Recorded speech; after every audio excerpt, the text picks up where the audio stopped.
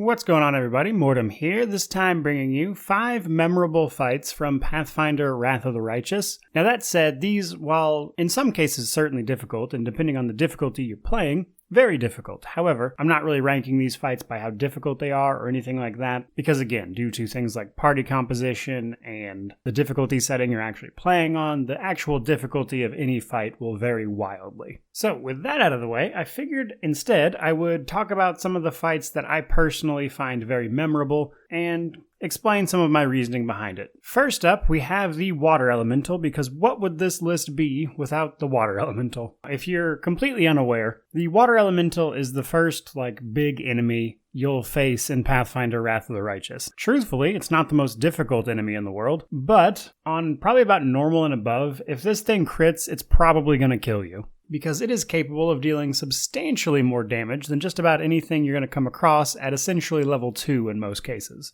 Now, there are items and things around to make this fight easier, but due to your low level, as well as just the sheer amount of damage this thing is capable of doing with its big cleave smash it likes to do, there's only really so much you can do in a tactical frame of mind here. There are items, again, that you can find around, so the general approach is to save beforehand, buff up as much as you can, and hope the thing doesn't crit you. But if I had to guess, this Water Elemental has probably taken more lives than just about anything else on this list, just because of its proximity to the very beginning of the game. Now, in our number 4 spot, we have the Umbral Dragon from Act 3. So the Umbral Dragon is something you'll come across as part of the main story. You'll run into this thing one way or the other, though exactly when and how can change. But the Umbral Dragon is, in my opinion, a bit of a litmus test for your knowledge of the mechanics of the game. So if you're playing on higher difficulties, obviously that's already been the case. But if you're playing on normal or something, this dragon is probably the first thing you're going to run into where the game is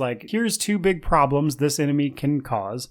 Do you know how to counter them? Because the Umbral Dragon will have a fire breath weapon that chances are at the level you encounter this thing is very capable of just wiping your party if it gets lucky. And as a dragon, it also has a fear effect. Now honestly, both of these things are pretty easily mitigated. The fire damage, you can literally just buy a scroll in Dresden called Protection from Fire Communal, and it will completely negate almost entirely the damage this thing does. And then we have the fear effect. So this is countered by a variety of spells. My personal go-to is Sila's Aura of Greater Courage spell, which affects your entire party and makes them immune to fear. Now, if you do both of those things, this fight's going to be very easy. If you don't do both of those things, this dragon is probably going to destroy you, because again, it's fire breath weapon. If it actually hits everyone in the vicinity and you're not protected from fire, again, this thing's very capable of doing enough damage with just that breath weapon to completely wipe your party. And then the fear effect will cause all of your characters to run a minimum distance away from the dragon, which causes loss of control, which means you can't fight back, which means it's probably going to kill you. So overall, just a very fun, again, sort of litmus test for players, in my opinion. And then we have number 3, the Playful Darkness. The Playful Darkness is memorable for a variety of reasons. For starters, yes, it is difficult.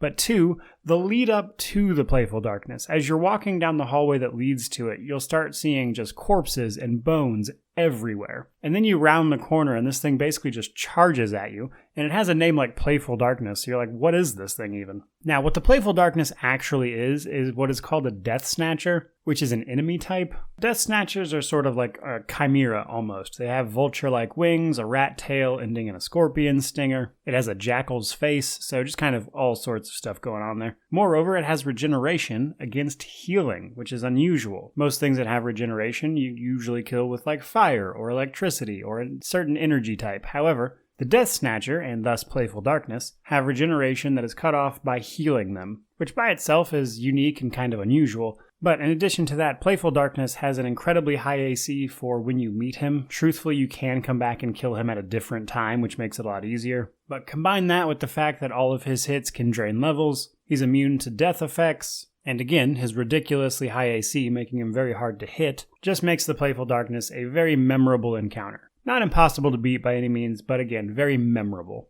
And then for our second fight, we have the threshold encounter towards the end of the game. Spoilers a little bit here. This is a fight towards the very end of the game. Truthfully, telling you about this fight won't spoil anything for you, but I just wanted to call out the fact that this fight does happen towards the end of the game, and is pretty widely considered the most difficult fight in the game, as a matter of fact. And that is because primarily, in my opinion, the Vivvin Vanguard that is part of the fight. So this guy is the worst. Vivvin Vanguards, through what I can only assume is a bug, have a fear effect that pierces fear immunity. In fact, the only people that seem to be immune to it are classes that are just intrinsically immune to fear, such as the Aeon or the Paladin, for instance. But it seems to pierce through everything else. So basically, if you fail your save against the fear, you're just feared for the rest of the fight, which is a nightmare because this thing isn't alone. He has the big bad Balor, which is mentioned throughout the rest of the game. And there's other enemies hanging around. Depending on the difficulty, the enemies that are around can change a bit. But this is a rough fight, just because the Balor can cast a chain lightning that is absolutely devastating. I've seen it hit people for like 400 or 500. And overall, this can just be a very difficult fight just to approach in any real way, because this combat encounter starts with your party way away, so you have to move up to them, which honestly just by itself is a pain. And this fight is memorable simply because of the fact that honestly it's very difficult. And then we have my personal most annoying fight in the world. So I die here a lot, truth be told, and it is an optional encounter that sometimes I will skip just because it's annoying. So this is a similar situation to the Threshold fight with another Vivvin Vanguard. This fight takes place in the Laughing Caves. This is an optional area. However, it contains a set of tiles that you need for one of the puzzles in the game that leads you to a few other things. So oftentimes people will come here. Once you get into the Laughing Caves and portal to the second level, if you will,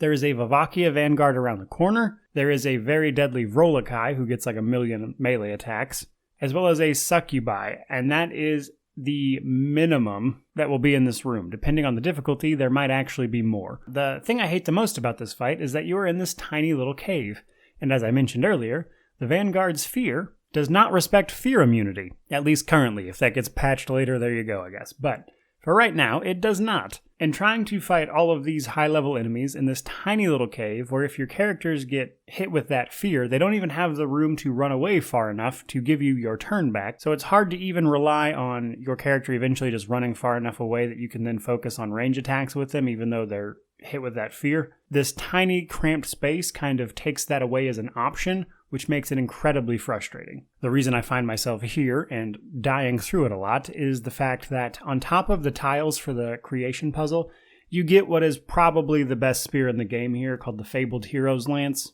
which if you're doing mounted charge combat is hands down the best weapon for you. It is ridiculous. There you go, guys. There are 5 memorable encounters from Pathfinder Wrath of the Righteous. That is not to say it's a definitive list. It's just my personal list. That said, if you have encounters you personally find very memorable in this particular game, or any other game really, feel free to drop that below. I love to hear about that kind of stuff, but in the meantime, truly, thank you so much for watching.